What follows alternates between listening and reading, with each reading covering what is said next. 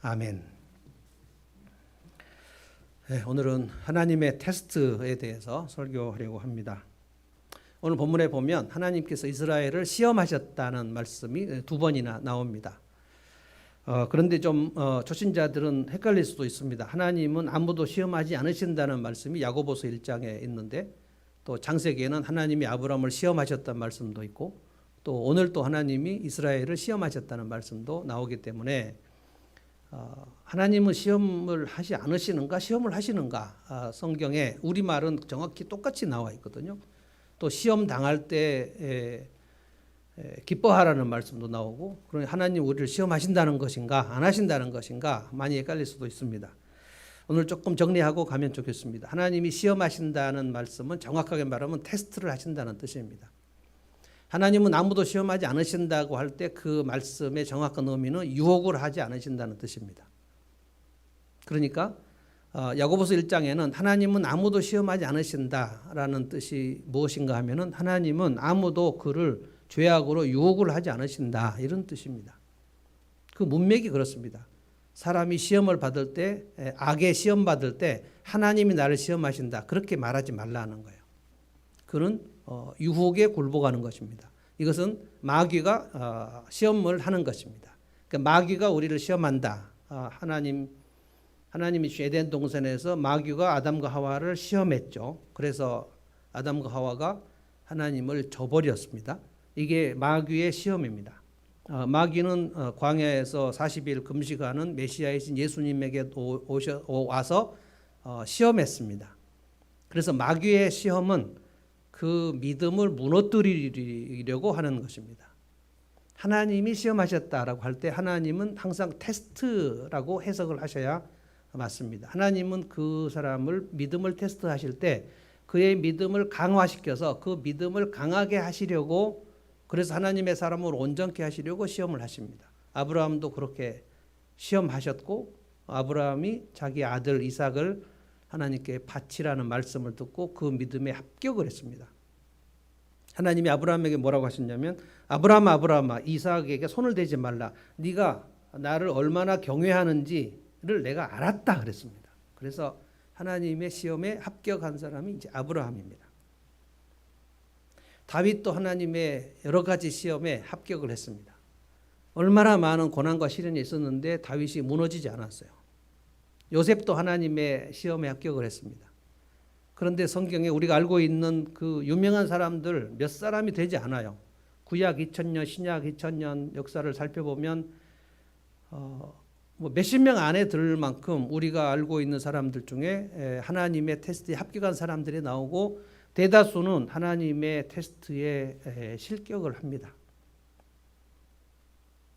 오늘 이스라엘 백성들 하나님께서 시험하셨다 그랬는데, 하나님이 이스라엘을 테스트를 하셨을 때 가나안 땅에 이제 들어간 이스라엘 백성들에게 하나님이 시험하신 것, 테스트의 내용이 뭐냐면, 가나안 땅에 들어간 이스라엘 백성들에게 그 가나안 땅 사람들, 원주민들을 하나님이 다 내쫓아 주시지 않고 그냥 남겨두셨다는 거예요. 이 가나안 땅 원주민들을 몰아내는 일, 그 가나안 땅의 원주민들을 몰아내고 쫓아내고 진멸하고 그 땅을 하나님의 거룩한 땅으로 만드는 일, 하나님이 주신 미션, 거기에 순종을 하는지 순종하지 않는지 하나님이 보시겠다는 거예요. 여기에 이제 실격을 하는 겁니다. 그래서 하나님의 테스트에 합격한 사람들을 잘 보면 하나님께서 자기에게 하신 그 말씀, 이 말씀을 간직하고 기억하는 사람은 그 테스트에 합격을 하고요. 하나님께서 내게 하신 말씀이 기억나지 않는 사람들은 여지없이 그 테스트에 불합격합니다. 아담과 하와는 특별히 하나님께서 에덴 동산에 주실 때, 그때 가장 큰 거룩한 사명을 주셨는데 에덴 동산을 경작하는 일입니다. 사실 에덴 동산은 전체 하나님이 창조한 세상의 그 일부이죠. 그래서 에덴 동산을 경작한다 하는 건 온 세상을 다스리는 명령을 주신 겁니다. 그런데 아담과 하와가 마귀의 시험을 받을 때, 그때 특별히 하와, 하나님의 명령을 아담에게 주셨을 때 하와도 같이 받았는데 마귀가 시험을 할 때는 하와에게 접근을 했습니다. 하와에게 접근을 해가지고 이 하와가 하나님이 주신 말씀을 간직하고 있는지를 시험했을 때 하와가 그 속에 하나님의 말씀을 간직하고 있지 않았습니다. 굉장히 교묘하게 물어봤죠. 마귀가 와서 하와에게 물어본 거는 하나님이 모든 동산에 있는 나무의 열매를 먹지 못하게 하셨느냐라고 물어봤어요. 하나님께서 모든 나무의 열매를 먹지 말라고 하신 적이 없는데 마귀가 유도신문을 하는 겁니다. 그러면 하나님의 말씀을 정확하게 간직하고 있으면 아니다. 하나님의 말씀은 뭐냐면 이 에덴 동산에 있는 모든 나무의 열매를 우리에게 허락하셨다. 단지 저 중앙에 있는 선악과를 우리에게 허락하지 않으셨다. 이렇게 대답을 해야 되는데 그 말씀을 간직하고 있지 않았어요. 잘 몰랐어요. 쉽게 말해 헷갈린단 말이에요. 하나님이 나한테 무슨 말씀 하셨지? 가물가물하단 말이에요. 그러면 하나님의 테스트에 합격을 할 수 없습니다. 그러니까 마귀가 정확히 들어와 버립니다. 저 선악과를 따먹어도 너희는 아무렇지도 않을 것이고 너희는 하나님같이 될 것이고 이 에덴 동산은 너희 것이 될 것이고 너희 눈이 밝아질 것이고 하나님께서 마치 아담과 하와를 시기해서 이들을 좀 지혜롭지 못하게 하려고 선악과를 못 먹게 한 것처럼 하나님과 아담과 하와의 관계를 이간질시킵니다. 하나님의 말씀을 간직하지 못하면 누구나 마찬가지입니다. 마귀는 예수님에게도 와서 시험을 했죠. 뭐라고 했습니까? 네가 만약에 하나님의 아들 메시아면 이 광야에 있는 돌들을 들어 떡이 되게 해봐라. 하나님이 예수님께 주신 메시아의 사명하고 돌을 떡으로 만드는 일과는 아무 관계가 없어요. 그걸 마치 메시아의 사명이 돌을 떡으로 만드는 것인 것처럼 유도신문을 합니다. 속이려고 해요. 예수님은 하나님의 말씀을 정확하게 간직하고 있었습니다. 그 유명한 말씀이죠. 신명기에 있는 말씀을 인용해서 사람이 떡으로만 사는 것이 아니다. 하나님의 입에서 나오는 말씀으로 사람은 산다. 사람의 생명은 하나님의 입에서 나오는 말씀으로 산다는 것. 이 말씀을 예수님이 신명기에 있는 말씀을 간직하고 계셨어요. 그러니까 우리로 말하면 묵상을 하고 있었단 말이에요. 묵상을. 하나님 말씀을 계속 묵상하고 있어요. 간직하고 있어요. 잊어버리지 않고 있어요. 나를 아버지 하나님께서 이 땅에 보내신 사명이 무엇인가를 생각하고 있어요. 그러니까 돌을 들어서 떡이 되게 하라는 이 말씀에 흔들리지 않습니다. 그게 뭐가 메시아의 사명하고 이 돌을 떡으로 만드는 일과는 아무 관련이 없다. 마귀가 포기하지 않았습니다. 그 아주 산 위로 올라가게 해가지고 저 산 아래에 보여줘. 네가 나한테 절하면 내가 너에게 이 영광을 주겠다. 이것도 속이는 겁니다. 그게 무슨 마귀의 것입니까? 이 세상의 영광이? 예수님께서 주 너의 하나님을 시험하지 말라. 하나님 말씀을 간직하고 계세요. 근데 오늘 이 사사시대의 그 가장 큰 비극은 뭐냐면 여호수아가 죽은 이후에 이 세번역은 새로운 세대가 출현했다. 개역 성경은 다른 세대가 출현했다. 근데 여호수아가 살아있을 때의 세대와 여호수아가 죽은 다음의 세대를 분리해서 두 세대로 얘기했어요. 여호수아가 살아있는 세대. 그래서 여호수아, 갈렙 그리고 하나님의 은혜를 아는 장로들 이렇게 얘기했습니다. 그러니까 여호수아와 함께 여리고 전쟁부터 시작해서 아주 파죽지세로 가나안 땅을 정복했던 그 시대 사람들을 뭐라 그랬냐면 그들은 하나님의 은혜를 알았고 하나님께서 행하신 일을 알았고 그러니까 그 속이 은혜로 가득 찼다는 거예요. 하나님께서 내게 행하신 일을 알았어요. 여리고 전쟁은 우리가 우리 힘으로 절대 이긴 것이 아니었어. 눈으로 봤잖아요. 요단강 건널 때 눈으로 봤잖아요. 그래서 그들이 늘 간직하고 있었던 게 뭐냐면 이 가나안 땅을 우리가 들어오게 할 때 하나님께서 들어오게 하셨고 그리고 우리의 힘으로 들어온 것 아니고 이 가나안 땅을 거룩하게 만들고 가나안 원주민들을 몰아내는 그 일도 우리가 믿음으로 나가면 얼마든지 이기게 하실 것이다. 그러니까 몰아내야 된다. 이 생각을 가지고 있었어요. 그런데 여호수아가 죽은 이후에 사사시대로 들어오면서 새로운 세대가 들어왔을 때 특징이 뭐였는가? 하나님의 행하신 일을 알지 못했다. 하나님에 대해서 관심이 없었다. 기억이 안 났다. 자, 7절을 한번 볼까요? 자, 오랜만에 함께 모여서 함께 한 목소리를 한번 읽어보십시다. 하나님 말씀 읽을 때는 가능하면 자기가 갖고 있는 소리를 다 내십시오. 목이만한 소리로 조그맣게 읽으실 필요가 없고요. 자, 예수 믿은 지 이제 한 달 되신 분들은 그냥 목이만한 소리로 읽으셔도 됩니다. 그러나 7절 다 같이 한번 읽어봅시다. 시작. 이스라엘 자손이 주 하나님을 저버리고 바알과 아세라를 섬겨 주님께서 보시기에 악한 일을 저질렀다. 주 하나님을 저버리고, 하나님께서 주신 테스트는 뭐였냐면 하나님 행하신 일을 기억하는 거예요. 기억하고 간직해야 순종할 수 있습니다. 이스라엘 자손들은 가나안 땅 원주민들을 몰아내야만 돼요. 몰아내는 것이 다 목표가 아니고 몰아내고 그 땅을 거룩한 땅으로 만들어서 그 거룩한 땅을 통해서 하나님께 영광을 돌리고 그들이 서로 사랑함으로써 거룩한 공동체, 세상의 빛의 모습을 보여서 그 주변 국가들에게 이 이스라엘 나라가 제사장 나라의 모습을 하여 다른 나라 백성들이 이스라엘을 보면서 여호와 하나님을 섬기는데 달려오도록 하나님께서 그렇게 쓰시겠다고 하신 거예요. 그게 신에서 오는 언약입니다. 내가 너희를 특별한 나의 보물 같은 소유로 삼고 내가 너희를 제사장 나라로 삼아서 온 나라가 너희들을 보면서 하나님 앞으로 몰려오도록 너희를 거룩하게 쓰겠다는 거예요. 이게 사명입니다. 그래서 이스라엘 자손은 가나안 땅을 몰아냈어야 돼요. 근데 가나안 땅에 들어온 이스라엘 백성들이 모두 다 하나님을 저버렸다. 영어 성경에는 forget, 잊어버렸다.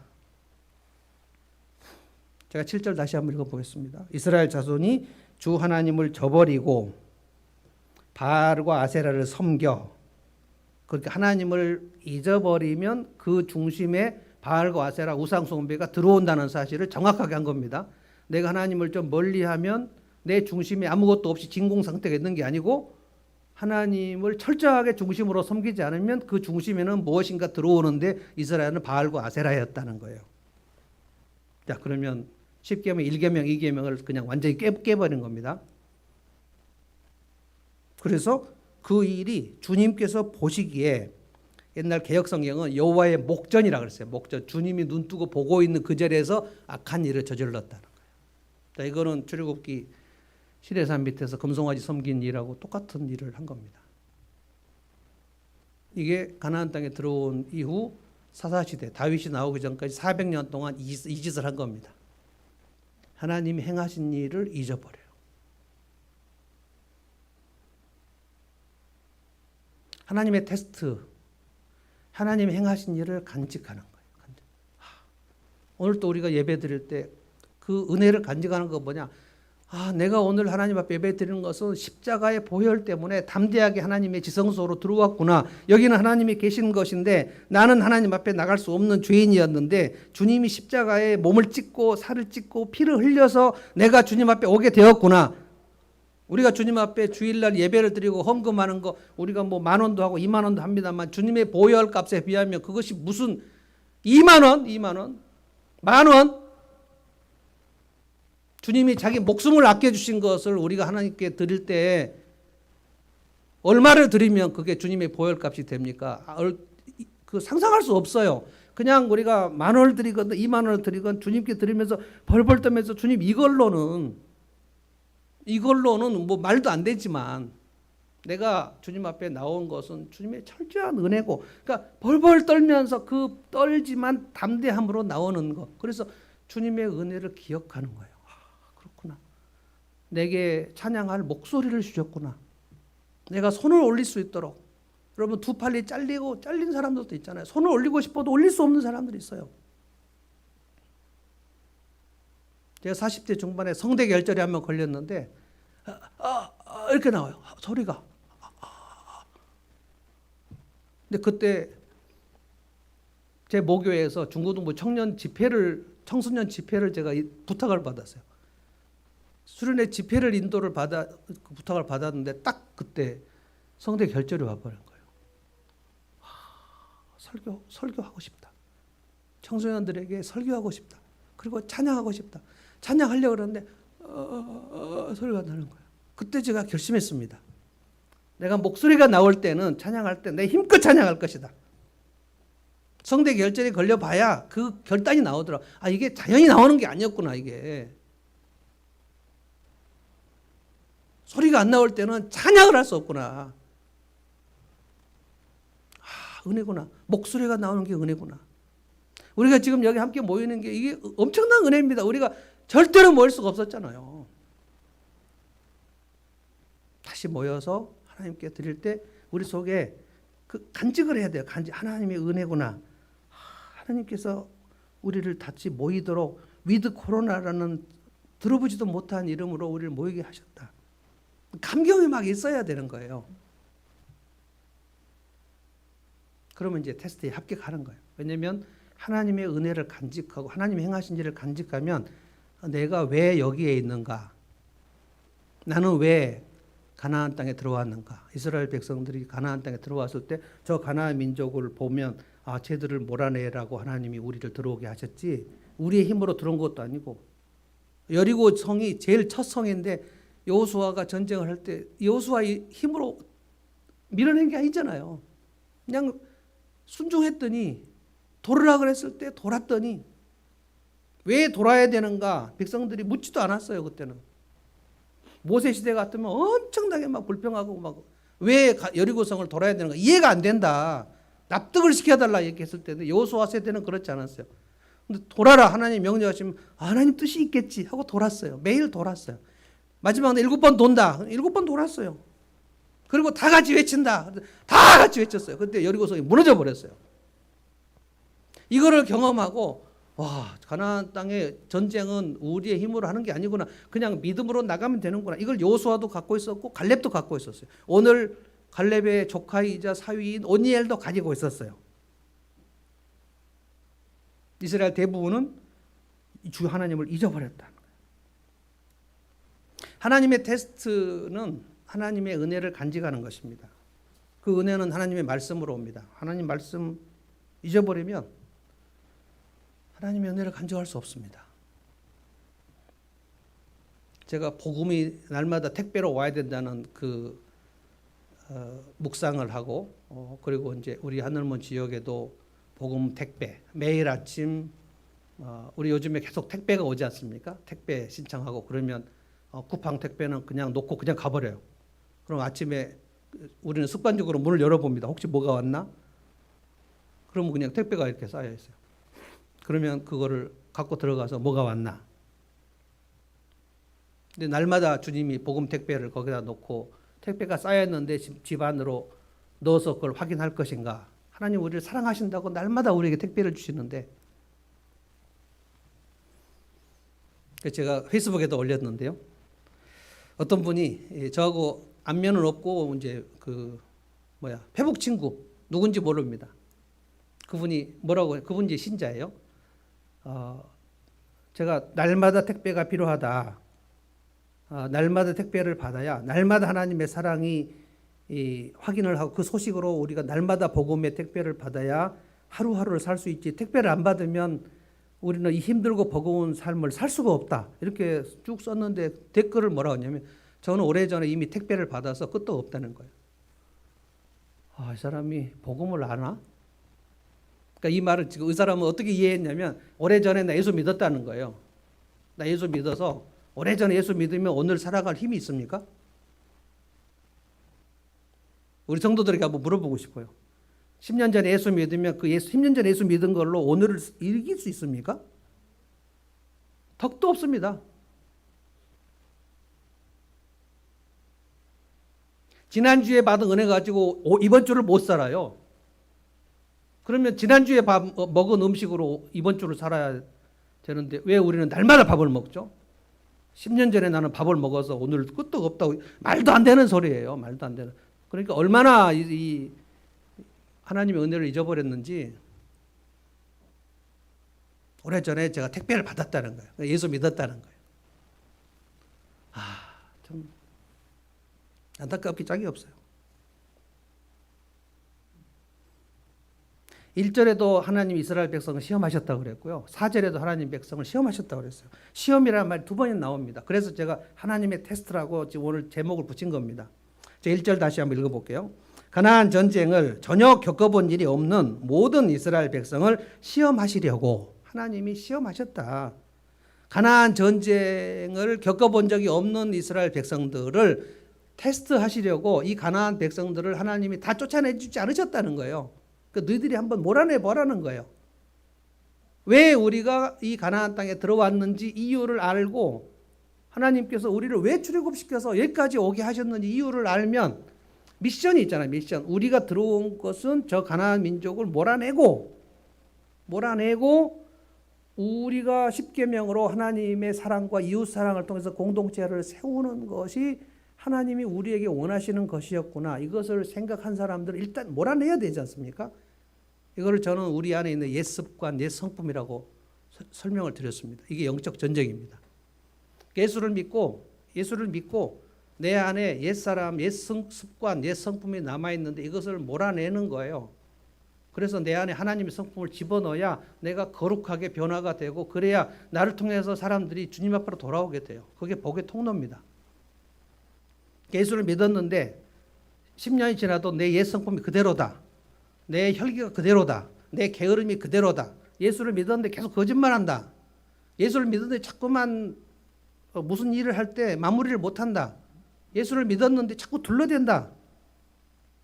예수를 믿었는데 여전히 두려움과 위축감 속에 있다. 그건 자기 각자의 옛 습관이 있는데 그것과 싸우는 일을 안 해버리면은 예수는 믿었지만 그는 세상의 빛과 소금이 될 수 없어요. 지금 대한민국의 성도들은 대부분 이런 상태입니다. 이 사사시대는 다른 얘기가 아니고 우리 얘기입니다.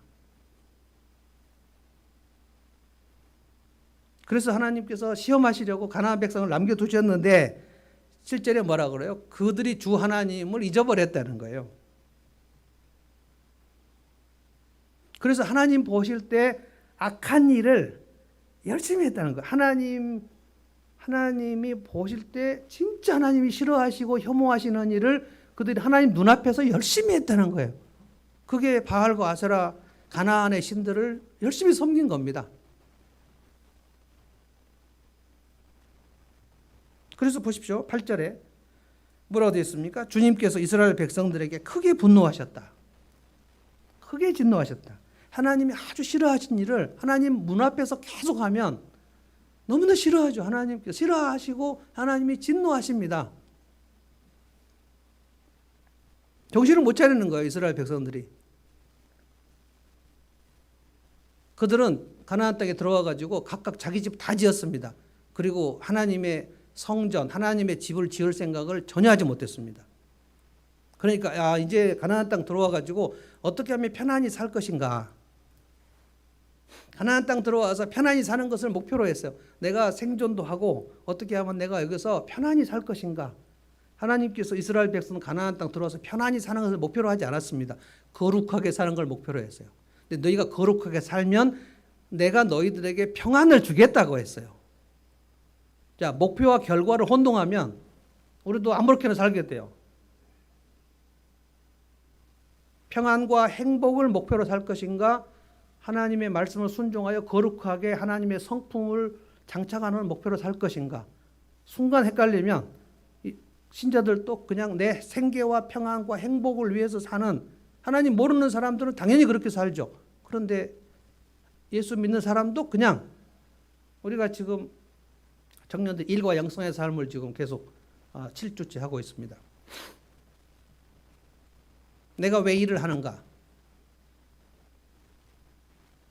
하나님 없는 사람들은 일을 할 때 먹고 살려고, 돈 벌려고, 생계와 성공, 그리고 자기 실현.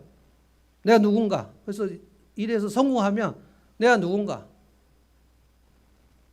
우리나라에서 그 연예계로 제일 성공해서 SM 이소만, 그다음에 YG 양현석, JYP, 그 빌딩, 어마어마한 빌딩, JYP 박진영, 내가 박진영이야 이거예요.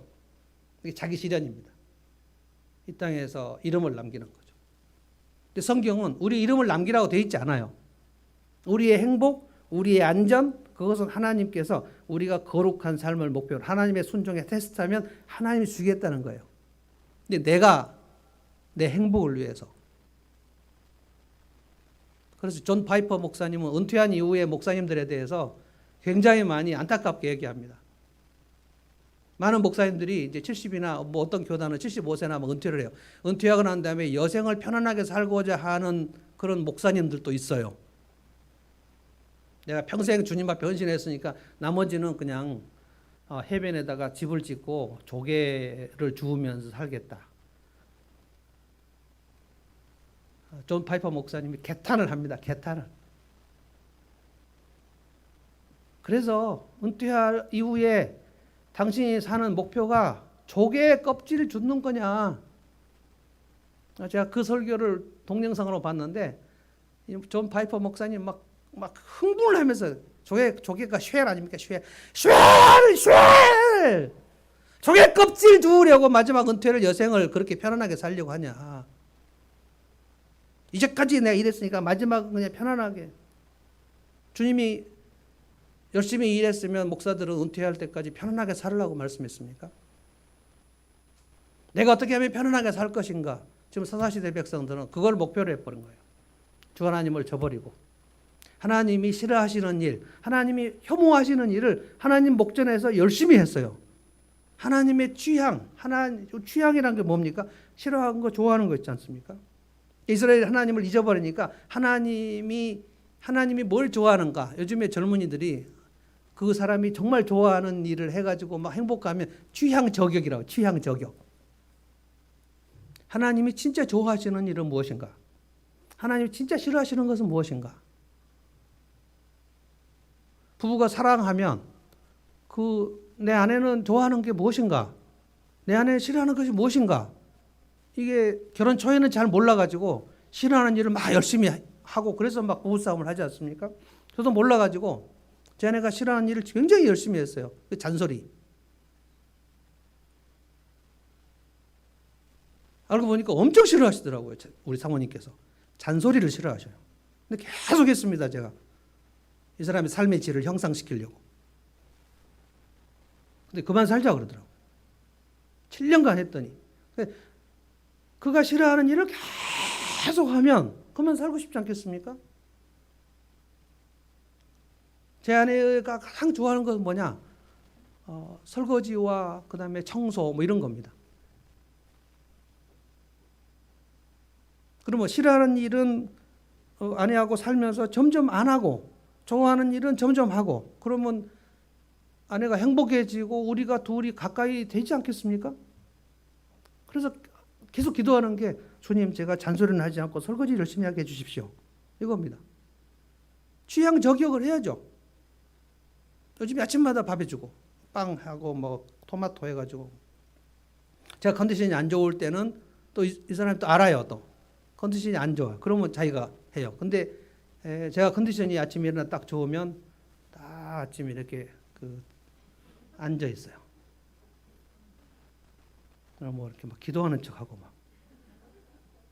뭐 큐티 책도 막 보고 보면 내가 아침에 해줄 거 막 콧소리 하고 막 그러면 또 가서 취향 하나님의 취향 뭐냐면 가나안 땅을 거룩한 땅으로 만드는 거예요. 하나님이 가장 싫어하시는 건 뭐냐? 하나님의 눈앞에서 바알신 숭배하는 거예요. 근데 바알신을 숭배하려면 어떻게 해야 되냐? 이스라엘이 하나님 행하신 일을 잊어버려야 돼요. 그래서 가나안 땅에 우리가 왜 들어왔나? 이걸 잊어버려야 돼요. 가나안 땅에 들어온 거는 그들이 편안하게 살게 하기 위해서 들어오게 하신 게 아닙니다. 우리는 편안함을 목표로 살지 않아요. 세상 사람들은 어떻게 해서 돈 벌어서 집 짓고 화장실 3개, 4개 해가지고 편안하게 사는 걸 목표로 하죠. 그리고 집들이 하죠. 우리 집에 놀러 와봐. 우와, 대단하시네요. 나야. 이거죠. 뭐 별거 아닙니다. 근데 하나님의 사람들은 화장실 3개, 4개를 늘리기 위해서 하는 게 아니에요. 내 안에 하나님의 성품을 장착하여 이거를 성경은 거룩이라고 얘기했습니다. 하나님의 성품, 신실한 성품, 온유한 성품, 그 성품을 통해서 성품은 혼자는 개발 못합니다. 그래서 누구를 섬길 때, 누구를 목양을 하거나 누구를 섬길 때 이 사람 진짜 미숙한데 그를 끝까지 섬길 때 그때 오래 참음의 성품이 개발돼요. 그래서 제자를 삼으라고 그러는 거예요.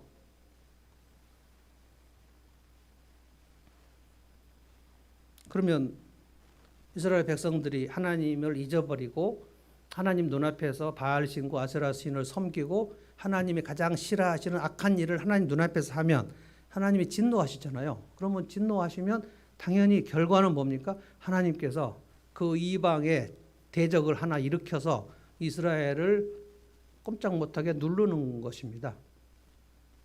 그게 8절입니다. 자, 8절 제가 읽어보겠습니다. 주님께서 이스라엘 백성에게 크게 분노하시고 그들을 메소포타미아 왕 구산 리사다임의 손에 넘겨주셨다. 이스라엘 다시 종살이를 하게 돼버렸다는 거예요. 이집트 노예처럼 다시 노예 생활로 들어가 버렸어요. 이스라엘 자손이 구산 리사다임을 8배 동안 섬겼다. 이 메소포타미아는 지금으로 말하면 이라크 쪽, 거기가 바벨론입니다. 나중에 이제 이스라엘이 또 정신 못 차리니까 바벨론이 제국이 돼갖고 이스라엘을 삼켜버렸죠. 그래서 바벨론에게 통째로 76가 끌려가는 일이 있었죠. 그 예고편입니다. 지금 이게 메소포타미아가 유브라테스 강이 있는 쪽에 나라인데 그때는 제국이 아니었어요. 별것이 아닌 나라였는데 이스라엘이 하나님 목전에서 악을 행하고 하나님이 하신 일 잊어버리니까 이들을 다시 정신 차리게 하려고 하나님이 메소포타미아 나라를 일으켜가지고 그 바벨론에서 쳐들어와가지고 이스라엘 통째로 삼켜버렸어요. 그래서 식민지 생활을 다시 8년이나 합니다.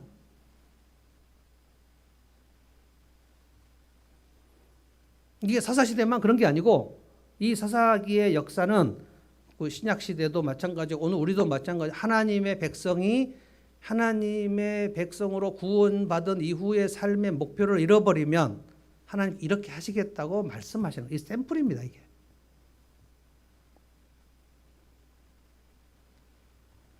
이스라엘 역사가 계속 이래요. 이게 400년 동안 계속 되풀이 됩니다. 그래서 이제 오늘 온니엘이 나와가지고 다시 메소포타미아를 이기는 얘기가 나오는데 그 이후에 40년 동안 태평하다가 또 이스라엘이 또 그 짓을 해요. 하나님이 하신 일을 잊어버리고 그리고 하나님 목전에서 바알과 아세라 신을 섬기고 그러면 또 다시 모압이 쳐들어와가지고 이스라엘을 괴롭혀요. 그러면 하나님께 막 잘못했다고 빌어요. 하나님께 또 사사를 또 일으켜가지고 그 모압 왕 에글론을 또 쳐요. 이게 에훗입니다. 사사 에훗. 그리고 다시 이스라엘이 또 하나님 목전에서 또 악을 행해요. 하나님 하신 일 잊어버려요. 무슨 기억 상실증에 걸린 사람처럼 400년 동안 쳇바퀴를 돌아요. 단 한 걸음도 못 나가고 이렇게 신앙생활하는 사람들이 정말 많습니다. 지금 여러분 이 설교를 들을 때 저 이스라엘 백성 진짜 너무했네 라고 생각하시면 지금 못 깨닫는 거고요. 하나님 지금 나를 말씀하시는 거구나. 예수 믿고 하나님의 성품을 장착을 못한 성도들이 태반입니다. 10년 예수 믿었는데 그가 뭐 변화돼서 뭐 성숙한 모습이 안 보여요. 20년 믿어도 안 보여요. 그런데 20년 이상 믿으면 교회에서 집사도 되고 장로도 되고 권사도 됩니다.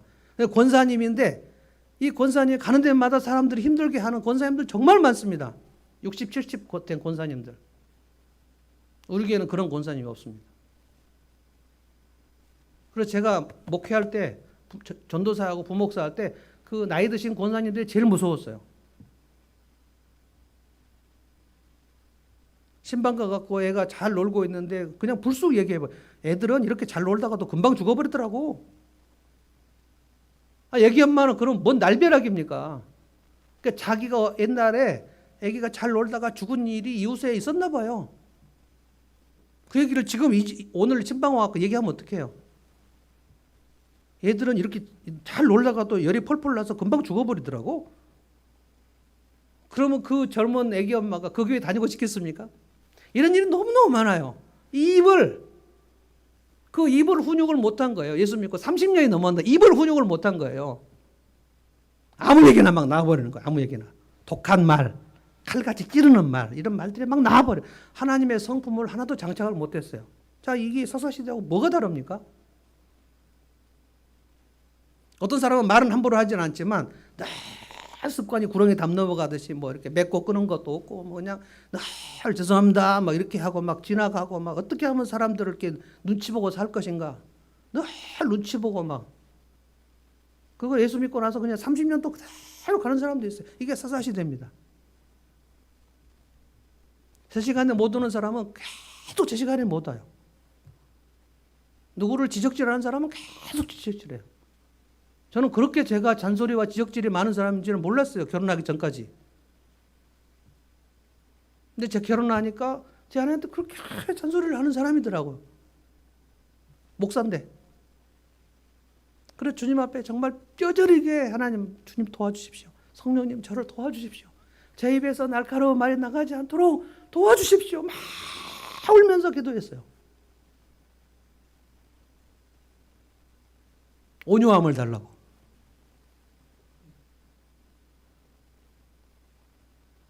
그랬더니 하나님께서 우리 가정에 샬롬을 주셨어요. 요즘에 제 아내가 저를 너무 좋아합니다. 설거지 해주지, 잔소리 안 하지. 이 두 개, 이거는 하고 이건 안 하니까 얼마나 좋겠어요.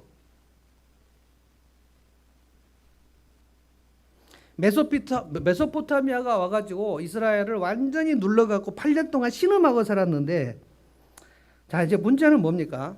놀라운 거는 하나님의 테스트에 불합격한 사람은요, 그 사람이 억눌리고 찌들리고 막 메소포타미아 왕의 종살이를 하는데 이게 뭔지를 알지 못해요.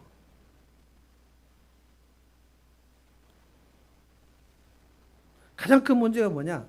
내 삶에 하나님의 진노가 와가지고, 진노가 오면 제가 얘기했잖아요. 하나님이 돈 갖고 가시고 건강 가지고 가시고 사회적 관계를 다 깨버린다고. 그래서 외톨이가 되게 만들어요. 그래서 아무도 나를 믿어주는 사람이 없게 만들어 버린다고요. 이게 믿음이 없다는 뜻입니다. 믿음이 있으면 그 사람이 믿음이 있는 만큼 믿을 만한 사람이 됩니다. 이게 신실함이라는 거예요. 그래서 예수 믿는 사람들에게 최고의 복은 사람들이 나를 믿어주는 거예요. 나를 신뢰하는 사람들이 많은 거예요.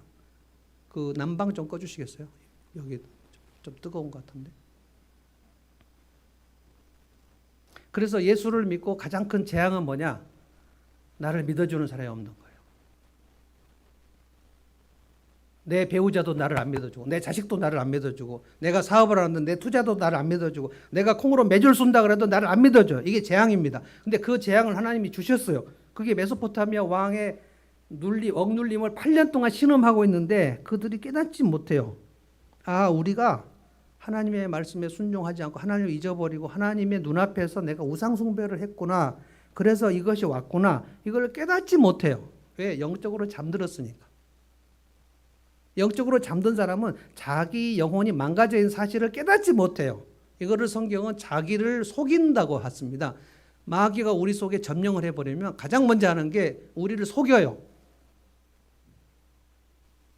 군사정권이 쿠데타를 일으키면 제일 먼저 하는 게 KBS를 점령합니다. 그래서 KBS 방송국에서 9시 뉴스에 항상 그 군세 쿠데타가 점령한 그 사람들의 입장에서 계속 뉴스를 하니까, 그래서 광주를 빨갱이가 들어와 가지고 했다고 계속 얘기하니까 1980년에 우리 모든 MBC, KBS 뉴스 다 광주는 빨갱이가 점령을 했고 북한군이 쳐들어와 가지고, 그래서 김대중은 빨갱이다. 이 얘기를 전 국민이 다 뉴스로 보는 거예요. 자, 뭡니까? 온 나라가 통째로 군사정권에 KBS 들어가 버린 거 아닙니까? 마귀는 우리에게 딱 들어와서 점령을 하면, 우리가 하나님 잊어버리면 마귀가 딱 들어와서 우리의 생각을 마비시켜요. 내가 지금 얼마나 영적으로 떨어져 있는가를 진단을 할 수 없게 만든단 말이에요. 왜요? 그가 오랫동안 자기 성찰 안 했으니까. 이스라엘이 이걸 8년 동안 깨닫지 못합니다. 마귀가 그 사람 속에 들어와서 얘기합니다. 야, 하나님이 이렇게 하셨겠어. 살다 보면 이런 일도 있고 저런 일도 있는 거야. 그냥 네가 하나님께 엎드리지 않았고 그런 거라고 생각하지 마. 그냥 주위를 돌아봐. 다 예수 믿는 사람 그렇게 산다. 또 돌아보면 또 다 그렇게 살거든 또. 원래 그냥 예수 믿는 게 이런 것이려니 이거를 패배주의라고 합니다. 메소포타미아 왕이 와갖고 눌러버려서 신음하고 있는데 두렵지 않습니까? 아주 신앙생활을 비상적으로 하게 돼버려요. 그게 지금 우리나라 한국교회의 절대 다수입니다. 지금. 아주 비상적으로 해요. 여러분 사사기 2장을 여러분 읽으셨나요? 2장 보면 복임이라는 사건이 있습니다. 이스라엘 백성들이 가나안 땅에 처음으로 들어가고 1장에서는 아주 파죽지세로 가나안 원주민들을 몰아냈습니다. 그때 유다 지파가 있었고 하나님이 유다 지파가 올라가라라고 말씀하셨죠. 왜 그러냐면 거기에 갈렙이 있었어요. 여호수아 친구 갈렙이 있었어요. 그래서 제가 그 한 사람이 있으면 하나님이 그 공동체를 세우신다. 유다 지파가 올라가라. 그래서 유다 지파가 맨 먼저 올라가면서 시므온 지파를 견인합니다. 나와 같이 갈래? 그래서 유다 지파와 시므온 지파가 맨 앞으로 갑니다. 그 유다 지파를 보고 이스라엘 전체가 다 일어나요. 쫙 일어나서 막 파죽지세로 가나안을 몰아냅니다. 그래서 막 헤브론도 점령하고 뭐 예루살렘 동쪽도 점령하고 막 점령했는데 유다 지파가 딱 보면서 골짜기에 철병거를 보고 오, 철병거, 애굽의 철병거가 생각나가지고 여기는 못해. 여기 있는 사람들하고는 우리가 몰아내지 않고 가나안 사람들하고 협약을 맺어야 되겠다. 그래서 거기서 딱 타협을 합니다. 그래서 유다 지파가 타협을 딱 하는 걸 보고 유다 지파가 골짜기에 있는 철병거를 보고 두려워서 가나안 민족을 쫓아내지 못했더라. 그리고 여러분이 쭉 읽어보면 그 다음에 베냐민이 쫓아내지 못했더라. 스불론이 쫓아내지 못했더라. 납달리가 쫓아내지 못했더라. 에브라임 므낫세도 쫓아내지 못했더라. 아셀 지파 쫓아내지 쫙 기록이 나옵니다. 그래서 전부 가나안 백성하고 언약 맺고 혼인하고 그래서 유다 지파가 가장 올라가다가 거기서 딱 멈췄을 때 그 타협이 이루어졌을 때 그 뒤에 사람들은 다 근데 초신자들은 항상 집사님이나 목자님들을 보면서 저분이 여기서 멈췄구나. 그러면 아주 뒤로 물러납니다. 초신자가 어느 날 갑자기 수혜별 딱 왔는데 집사님들이 안 보여요. 아, 수혜별 안 나오는 거구나. 그 다음부터 안 나와요. 어느 날 초신자가 결심을 하고 새벽에 딱 왔는데 우리 목자님들이 안 보이네. 그러면 기도를 안 하는 거구나. 기도는 목사님하고 사모님하고 박병원 권사님이 하는 거구나. 이렇게 생각을 해버려요. 그 말을 안 합니다. 생각이 들어요.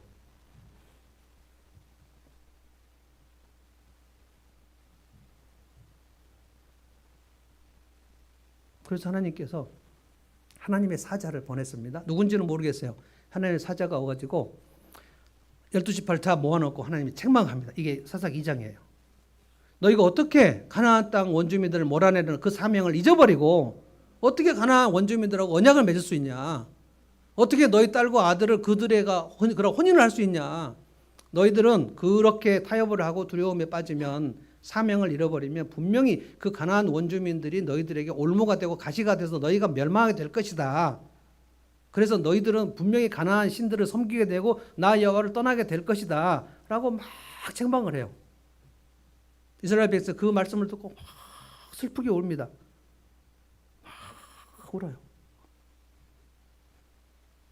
그거 회개 아닙니다. 막 울어요. 그리고 하나님 앞에 제사를 드려요. 제사를 멋지게 드리고 그리고 다 같이 바알 신전에 가서 또 바알 신전에 제사를 드려요. 그러니까 하나님이 제사를 안 드려서 그런 줄 아는 거예요. 제사를 드린다는 것은 뭡니까? 그 짐승의 피가 너희들의 죄를 구원하였으니 은혜를 받고 대속의 은혜로 믿음으로 일어서서 다시 사명으로 나가라는 것이 제사의 의미예요. 제사 딱 드리고 그리고 다 같이 바알 신전으로 몰려가서 또 제사 드리고 아세라 신전으로 몰려가서 또 제사 드리고 그리고 또 와서 하나님 앞에 슬피 울고 제사 드리고 또 바알 신전에 가서 제사 드리고 저는 이거를 고사성어로 말씀드립니다. 엉망진창 뒤죽박죽. 완전히 혼합주의입니다. 그들이 출애굽하고 나서 시내산에서 금송아지 섬길 때 뭐라 그랬습니까? 이 금송아지야말로 우리를 애굽에서 인도한 우리의 여호와 하나님이다. 하나님을 떠나지 않았어요. 그들은 금송아지를 하나님으로 섬긴 거예요. 왜냐하면 400년 동안 자기들의 그 주인들이 금송아지 섬기는 거 그대로 봤거든요. 예습관 그대로 봤는데 여호와 하나님은 나 외에는 다른 신을 있게 하지 말라. 지금 산 위에서 모세가 얘기를 듣고 있는데 십계명 돌판이 지금 써지고 있는데 그리고 나를 섬길 때는 절대로 어떤 형상으로든지 신상을 만들지 말라 쓰고 있는데 그들은 400년 동안 노예 생활을 할 때 늘 금송아지를 봤기 때문에 그걸 그대로 그냥 갖다가 써놓고 여호와 하나님께 제사를 드린다고 막 금송아지를 빙빙 돌고 막 뛰고 난리는 나지 않습니까? 엉망진창이에요. 근데 이 일을 40년 광야 생활한 다음에 사사시대에 들어가 가지고 여호와 하나님을 잊어버리고 또 그것을 한 거예요. 그러니까 제사를 안 드렸다는 뜻이 아닙니다. 한국 성도들이 예배를 안 드리는 게 아니에요. 예배 정말 잘 드립니다. 우리나라처럼 예배가 많은 곳이 없어요. 예배를 그렇게 많이 드리는데 대한민국이 새벽기도가 제일 잘하는 유일한 나라입니다. 새벽기도 다른 나라 없습니다. 우리나라 새벽기도 있죠. 매일 새벽기도 있죠. 수요예배 있죠. 그리고 금요 철야기도 때 엄청 기도하죠. 주일 예배 드리죠. 특별 심령 부흥회 하죠. 근데 마음속에 바알신, 아세라신도 있고 주님이 싫어하시는 걸 잔뜩 하죠. 우리나라 성도들은 거짓말하고 뇌물 받고 이런 거 회개를 할까요? 우리나라 크리스찬 국회의원들 정말 많은데 그 뇌물 받은 거 진짜 회개할까요? 그 검은 결탁이 엄청 많은데 다 회개할까요? 옛날에 뭐 옷 로비 사건 같은 거 뭐 권사님들 쭉 나와가지고 법정에서 성경에 손을 얹고 그랬는데 다 뇌물 주고 막 이렇게 했는데 회개를 했을까요?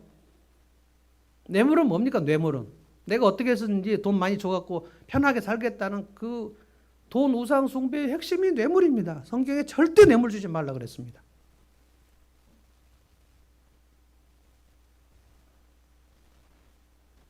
여러분 아담과 하와가 에덴 동산에 쫓겨난 다음에 회개했다는 기록이 있습니까? 아담과 하와가 선악을 알게 한 나무의 실과를 먹은 다음에 하나님으로부터 쫓겨났습니다. 그래서 우리가 이렇게 죄의 본성이 우리 속에 들어왔는데 제가 창세기를 아무리 읽어봐도 아담과 하와 그렇게 에덴 동산에 쫓겨나서 선악과를 따먹고 마귀와 결탁해서 하나님을 반역한 것에 대해서 창세기 2장, 3장, 4장 다 봐도 아담과 하와가 전심으로 회개한 흔적이 나오지 않아요. 아담과 하와는 회개 안 했습니다. 하나님 에덴 동산 나가라. 그래서 막 되게 힘들고 막 하나님 막 얼굴 피하고 막 그런 정도였지 회개 안 했어요. 사사기 2장에서 이스라엘 백성들이 하나님의 책망을 뜨고 실컷 울고 막 울었는데 그냥 운 거예요. 그냥 회개 안 했습니다. 지금 이 상황을 이스라엘 백성들이 뭐 때문에 지금 메소포타미아가 쳐들어왔는지를 그 상황을 감을 못 잡고 있어요. 아, 우리가 가나안 땅에 들어와서 가나안 백성들과 언약을 맺고 혼인하고 그 철병것 때문에 신앙에 타협을 해가지고 거룩이 아니라 그 우리의 편안함과 성공을 위해서 이렇게 결탁한 거, 그리고 바알신 신전 가서 제사한 거, 이것 때문에 메소포타미아가 우리를 와서 압제를 하고 있었구나. 아, 그럼 우리가 다시 회개하고 내가 정신을 차리고 하나님께 순종하고 가나안 땅에 들어온 이유를 깨닫고 내가 예수 믿고 여기서 이 땅에 살아야 될 이유를 깨닫고 그게 빛의 역할 아닙니까? 빛의 역할, 향기의 역할 아닙니까? 그거를 깨달아야 되겠다라는 생각까지를 못 간 거예요. 그냥 슬픈 거예요. 그냥 이것이 오늘 7절에 하나님을 저버렸다, 하나님을 잊어버렸다. 잊어버려. 새로운 세대, 여호수아 이후 새로운 세대는 하나님을 잊어버려요. 지금 오늘날 우리가 포스트 모더니즘 시대라 그럽니다. 포스트 모던이라는 것은 모던 시대가 끝났다는 뜻입니다. 모더니즘이라는 것은 18세기, 19세기에 인간이 과학과 기술로 인해서 굉장히 잘 살게 돼 유토피아가 이루어질 것이라는 생각을 하는 게 모더니즘입니다. 우리의 인간의 이성으로 우리는 정말 유토피아를 만들 수 있어. 이게 전체 서구의 모더니즘이에요. 현대주의라는 겁니다. 그런데 2차 세계대전으로 인해서 1차, 2차 세계대전으로 인해서 인간이 인간에게 할 수 없는 참혹한 짓을 독일, 이탈리아, 일본 생체 실험하고 그래서 너무 인류가 충격을 받은 거예요. 아, 인간의 이성으로는 유토피아가 될 수 없구나. 그러면 우리는 삶의 의미가 없구나. 내가 보편적으로 추구해야 될 보편적 진리나 가치나 의미 같은 것은 없는 것이구나 라고 생각한 것이 포스트 모더니즘입니다. 21세기는 포스트 모더니즘 시대예요. 그래서 그냥 내가 편하게 생각하고, 그래서 이미지가 중요해요. 이미지. 이것이 진리인가 아닌가가 중요한 게 아니라 이게 내가 좋아하는 이미지인가. 그래서 하나님의 말씀은 진리인데 이 진리를 생각하고 이 진리를 잊어버리지 않고 이 진리를 내가 간직하고 이 진리에 따라서 내가 살고, 이거를 사람들이 잊어버려요. 하기 싫어요. 그냥 포스트 모더니즘 시대에는 책이 싫은 시대입니다. 영상으로 다 해결하는데, 그래서 우리 어린아이들은 이제 종이책 읽는 일이 굉장히 낯설 겁니다. 모든 게 이북으로, 전자북으로 다 돼버리니까 전부 이미지로 다 끝나버려요. 여러분, 이미지는 엄청 이게 사기성에 농후합니다. 그래서 이미지로 그 소개팅하면 어떻게 됩니까? 너무 막 딴 사람이 나오죠. 나중에 보면. 어떻게 이렇게 멋있는 여잔가 하고 가보면, 이거 뭐지? 이미지는 엄청 이렇게 구라를 치죠. 구라를. 그래서 진리에 이르는 길을 가기가 정말 어려운 시대가 되어버렸어요. 그래서 8년 동안 고생을 했는데 그들이 또 막 부르짖었습니다. 막 슬피 울부짖어요. 그래서 하나님께서, 하나님의 그 특성은 뭐냐면 자기 백성들을 버리실 수가 없어요. 절대로 포기하진 않습니다. 그래서 그냥 죽을 만큼 눌러요. 그러면 거기서 막 죽겠다고 막 소리를 쳐요. 애굽에서도 400년 동안 누르니까 소리를 쳤잖아요. 하나님 도와주십시오. 그래 내가 도와주리라 하고 온니엘을 보낸 겁니다. 근데 온니엘의 특징을 잘 보십시오. 온니엘은 갈렙의 그은하스의 아들, 그러니까 갈렙의 조카입니다. 이 갈렙의 조카 온니엘이 기랴세벨을 쳐서 정복한 얘기를 우리가 들었고, 이 온니엘을 하나님께서 어떻게 하셨냐면 10절 보십시오. 10절 다 같이 한번 읽어볼까요? 읽어봅시다. 10절 시작. 주님의 영이 그에게 내리니 온니엘은 이스라엘 사사가 되어 전쟁터에 싸우러 나갔다. 주님께서 메소포타미아 왕 구산 리사다임을 온니엘의 손에 넘겨주셨으므로 온니엘은 구산 리사다임을 쳐서 이길 수 있었다. 8년이나 실험할 필요 없이 한 명만 나오면 되는 거였어요. 한 명만 나오면 되는 거였다고요. 온니엘에게 주님의 영이 내렸다. 오늘로 말하면 주님의 성령이 내렸다. 성령은 언제 내리는가? 우리가 말씀을 볼 때 말씀을 깨닫게 하시는 영이 성령입니다. 하나님의 말씀이 깨달아지는 건 성령의 역사예요. 주님의 영이 내렸다. 이 말은 하나님의 말씀으로 내 속이 가득했다, 이런 뜻입니다. 하나님의 약속이 뭐예요? 너희가 가나안 땅을 싸우러 가면, 너희가 순종을 나가면 내가 승리해 주겠다. 이 약속의 말씀이 막 불붙듯이 다시 일어났다는 거예요. 온니엘은 그래서 패배주의가 아니었어요. 그래서 온니엘이 이 말씀으로 막 불이 붙어가지고 우리가 싸우러 나가자. 그러면 우리를 하나님께 승리하게 하신다고 했다. 계속해서 막 그 인커리지, 격려를 하니까 이스라엘 백성들이 온니엘의 그 얘기를 듣고 다 같이 또 일어났다는 거예요. 그러면 8년 동안 뭐 때문에 신음하고 있었습니까? 온니엘 같은 사람이 안 나와서 그런 거 아닙니까? 하나님이 온니엘을 허락하셨는데 온니엘이 일어나서 하나님의 영으로 가득 차자. 하나님의 말씀을 기억하고 막 흥분한 상태에서, 그걸 부흥이라고 합니다. 성경에. 부흥이 되자 백성들이 모두 다 온니엘을 통해서 함께 일어나가지고 구산 리사다임을 가서 쳐 부쉈는데 하나님께서 함께 하셔가지고 이겨버렸다는 거예요. 아무것도 아니었어요. 아무것도 아니었다고요. 허수아비 같은 것들이었다고요. 그 철병거도 아무것도 아니었어요. 그냥 믿음으로 나가면 되는 거였어요. 골리앗도 아무것도 아니었어요. 다윗이 믿음으로 여호와 하나님 이름으로 나갔더니 그냥 다윗 소년이 던진 물맷돌에 골리앗이 쓰러져 버렸어요. 여리고도 아무것도 아니었어요. 그런데 하나님 말씀이 속에 간직이 안 되면 구산 리사다임이나 골리앗이나 여리고나 보면 너무 무섭게 보이는 거예요. 벌벌 떨고 말이죠. 그래서 이겨버렸다는 거예요. 11절 읽어봅니다. 그 땅은 그나스의 아들 온니엘이 죽을 때까지 40년 동안 전쟁이 없이 평온하였다. 샬롬이 왔다는 거예요. 자, 그러면 만약에 온니엘 이후에 한 명만 더 나오고 한 명만 더 나왔으면, 하나님의 말씀을 잊지 않고 있는 사람이 한 명만 더 계속 있었다면 다시 또 넘어지고 또 넘어지고, 성경을 좀 읽다가 그냥 넘어져 버리고, 기도를 좀 하다가 응답이 안 되는구나 그냥 넘어져 버려. 언제 믿음이 자랍니까? 언제 믿음이 자라?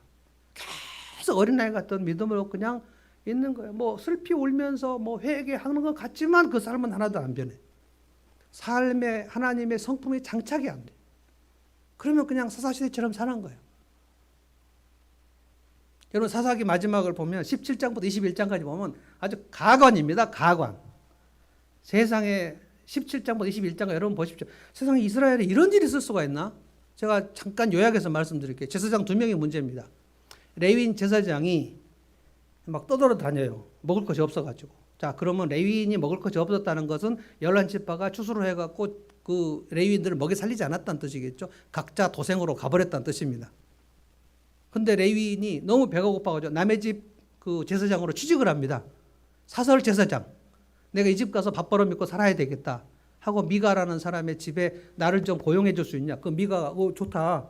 우리 집에 와서 축복을 해주는 제사장. 이건 무당이죠, 무당. 남의 집에 가갖고 축복 빌어주는 그 한 집의 무당. 레위인이 그렇게 전락을 해버려요. 그런데 한 지파, 단지파가 가지고 그 미간의 집에 제사장을 꼬셔요. 야, 네가 한 집의 제사장으로 있는 것보다 한 지파의 제사장에 있는 게 연봉이 더 높지 않겠냐? 야, 그 제사장이 기뻐하며 그 지파의 제사장으로 갔다고 그랬어요. 이게 뭡니까, 이게? 그러니까 제가 목사일을 그만두고 우리 김소희 자매 집에 가서 김소희 자매 집을 축복을 빌어주는 사설 제사장으로 취직하는 거예요. 그런데 정우성 집사 와가지고 그 김소희 자매의 제사장으로 하는 것보다는 우리 꽃맨 목장의 제사장으로 하는 게 좋겠다. 우리가 연봉을 더 드리겠다. 혼자 생각하다가 그래요? 그럼 그리 가는 게 좋겠네. 기뻐하며 달려갔다. 이게 뭡니까 이게?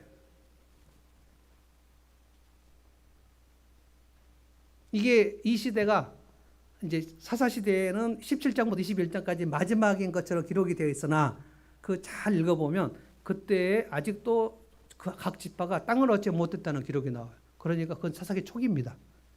그러니까 여호수아가 죽은 다음에 바로 이런 일이 일어났다는 거예요. 또 어떤 한 제사장은 레위인은 첩을 데리고 다녀요. 첩을 데리고 다녔는데 베냐민 지파 집에 가서 하룻밤을 유숙하는데 그 베냐민 지파 남자들이 모두 나와가지고 그 제사장 남자를 동성연애를 하겠다고 덤벼들어요. 소돔성처럼 똑같습니다. 그랬는데 그 집 주인 할아버지하고 그 제사장하고 그 자기 첩을 그 동네 베냐민 지파 불량배들에게 내줘요. 또 얘 데리고 놀아라. 그래서 이 베냐민 지파 남자들이 밤새도록 집단 강간을 합니다.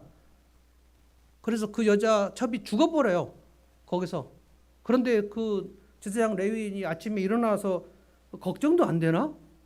밤새도록 잠을 잘 자고 일어나 보니까 첩이 죽었네? 너무 열이 나가지고 그 첩을 시체를 12도막으로 또 잘라가지고 각 지파에 한 덩씩 다 보내요, 또. 이게 뭡니까, 이게? 그래서 각 지파 사람들이 흥분을 해가지고 베냐민 지파 그런 짓을 했다 그래서 온 지파가 칼을 들고 40만이 일어나가지고 베냐민 지파를 다 도륙을 해버려요, 또. 그리고 나서 베냐민 지파 남자들이 다 죽겠다. 그러면 베냐민 지파 여자들이 후손을 얻지 못하겠네. 그래서 베냐민 지파 남은 지파 사람들을 여자들에게 장가를 보낼 남자들을 위해서 실로에 있는 그 처녀들을 또 집단으로 가서 또 훔쳐와 인신매매까지 해와요. 그래가지고 베냐민 지파 사람들 남자들에게 남은 남자들이 줬다고. 이게 사사기의 끝입니다. 집단 강간이 나오지를 않나. 첩질이 나오지를 않나. 사설 제사장이 나오지를 않나. 시체 12토막이 나오지를 않나. 아주 난장판입니다. 난장판. 단초가 뭡니까? 하나님의 말씀을 잊어버리면 이렇게까지 될 수 있다. 이렇게. 그리고 중세 1000년은 더 난장판입니다. AD 4세기부터 16세기까지는 더 난장판이에요. 성직 매매를 하지 않나. 성경에도 없는 면죄부를 갖다가 팔고 헌금을 많이 하면 너네 아버지는 천국 간다. 지금 연옥에 있는데 네가 헌금을 많이 하면 헌금을 딱 넣으면 연옥에서 천국으로 올라간다. 이거를 한 신부가 전국을 다니면서 면죄부를 그 헌금을 모집하는 공고를 합니다. 십자군 전쟁 이렇게 10번이나 가서 예루살렘 가서 이슬람과 싸우고 그러고 다 실패하고 10번 다 거의 다 집니다. 얼마나 타락했는지 신부들의 타락은 이루 말할 수 없었습니다. 신부들이 어린 아이들 그 성행위를 얼마나 많이 했는지. 그래서 16세기에 종교개혁이 일어났을 때 중세 로마 가톨릭 이미 폭삭 망가져 있었습니다. 그래서 16세기 루터와 칼빈이 막 교회를 회복하고 성경으로 돌아가고 이럴 때 그때는 장난이 아니에요. 막 엄청 루터와 칼빈은 울면서 하나님 앞에서 하나님의 교회가 어떻게 이럴 수가 있습니까? 그래서 16세기가 아주 개혁의 시기고 막 엄청 교회를 세웠는데 17세기는 죽은 정통으로 또 가버립니다. 그래서 18세기에 조나단 에드워드가 울면서 하나님 이 교회를 살려주십시오. 영국과 미국에서 막 일으키고 또 일으키고, 그래서 18세기 19세기가 다시 그 부흥이 일어나고, 그래서 거기서 젊은이들이 선교사가 일어나고, 그래서 우리나라에 선교사들이 오고, 그래서 우리나라에 130년간 기독교가 왔습니다. 지금 우리나라 어떻습니까? 여러분 어떻습니까? 하나님 말씀을 잊어버리지 않았습니까? 하나님 말씀이 가슴속에 하나님의 약속이 구절들이 막 살아 있습니까? 지금 코로나 2년인데. 그러면 하나님께서 사사기에 나오는 이 엉망진창의 모습이 너에게는 절대 일어나지 않을 것이다. 하나님 약속을 잊어버렸는데 그 사람이 엉망진창이 안 되리라는 법이 있어요. 사사기 읽어보십시오. 읽어보시면 와, 하나님의 백성이 이렇게까지 무너질 수 있구나. 빛과 소금 어림도 없는 소리입니다. 지금 한국교회가 빛과 소금 어림도 없어요. 우리는 개독교 소리를 듣고 있습니다. 왜 그렇습니까? 하나님 말씀을 간직하지 않아요. 누구나 마찬가지입니다. 저는 여러분이 온니엘의 이 영, 하나님의 영이 가득 들어서 하나님께서 내게 주신 그 사명을 다시 확인하는 그 사람이 이 자리에서 좀 나오기를. 그래서 나를 통해서 공동체가 자극을 받고 영향을 받고, 여호수아 죽은 다음에 갈렙이 그랬고 온니엘이 그랬던 이 사람들이 여러분이 한 명씩이라도 나오면, 우리 한 목장에서 한 명씩이라도 나오면 우리 교회는 다시 펄펄 날게 됩니다. 일어나야 돼요. 다시 일어나야 돼요. 새벽에 기도하기 시작해야 되고, 다시 말씀을 읽기 시작해야 되고, 찬양할 때 손을 올리고 찬양하고. 제가 오랜만에 회중석에서 누가 막 손을 올리고 찬양하는 것을 보고 놀랐는데, 보니까 김성호 목사님이.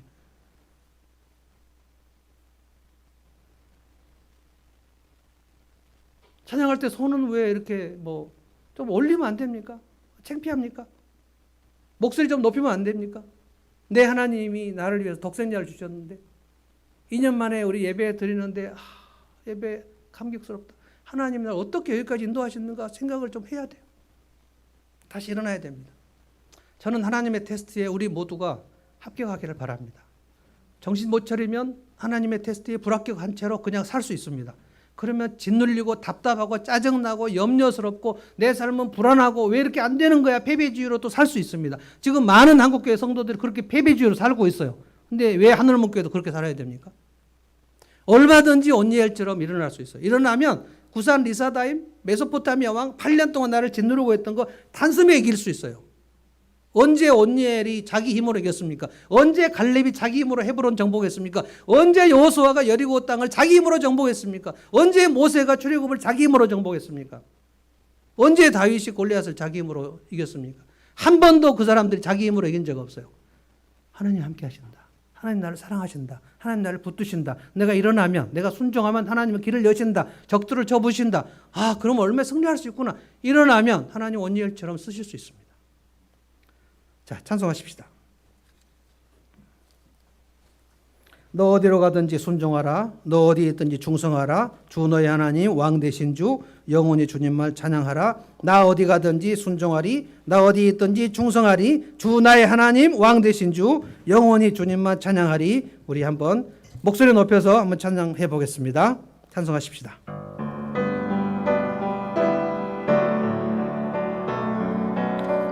가사를 하시는 분은 눈을 감고 하셔도 좋겠습니다. 아멘. 너 어디 가든지 순종하라.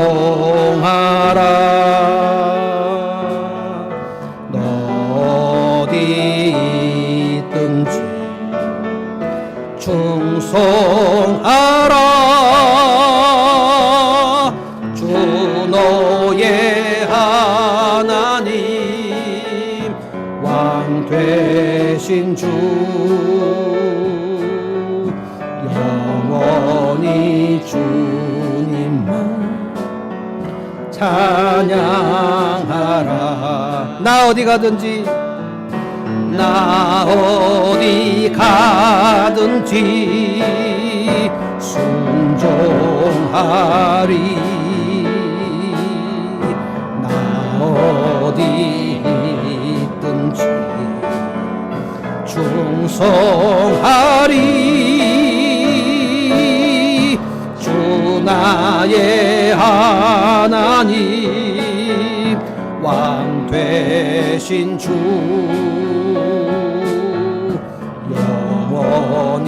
주님만 찬양하리. 영원히 주님만 찬양하리. 영원히 주님만 찬양하리. 아멘. 기도하겠습니다. 하나님 감사합니다.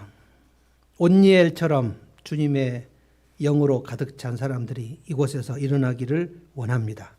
하나님, 하나님의 테스트에 우리 모두가 합격하기를 원합니다. 이스라엘 백성들 하나님이 하신 말씀을 잊어버리고 하나님을 저버리고 하나님의 목전에서 바알신과 아세라 목상을 섬기며 하나님이 가장 싫어하시는 일을 하나님 눈앞에서 열심히 했던 것을 저희가 묵상했습니다. 주님, 사사시대에 첩질도 하고 사설 제사장 노릇도 하고 집단 강간도 하고 시체 토막내기도 하고 그리고 한 지파를 도륙해버리는 동족 상잔도 했던 이 사사시대의 말도 안 되는 모습, 다른 나라의 제사장 나라가 되라고 거룩한 사명을 주셨던 하나님의 백성들이 이렇게 다른 나라의 웃음거리가 되고 조롱거리가 되는 이 모습을 우리는 봅니다. 주님, 저희가 이것이 다른 얘기가 아닙니다. 주님, 한국교회 우리는 개독교라고 놀림을 받고 있습니다. 조롱을 받고 있습니다. 목사의 타락이 이루 말할 수 없습니다. 주님, 죄송합니다.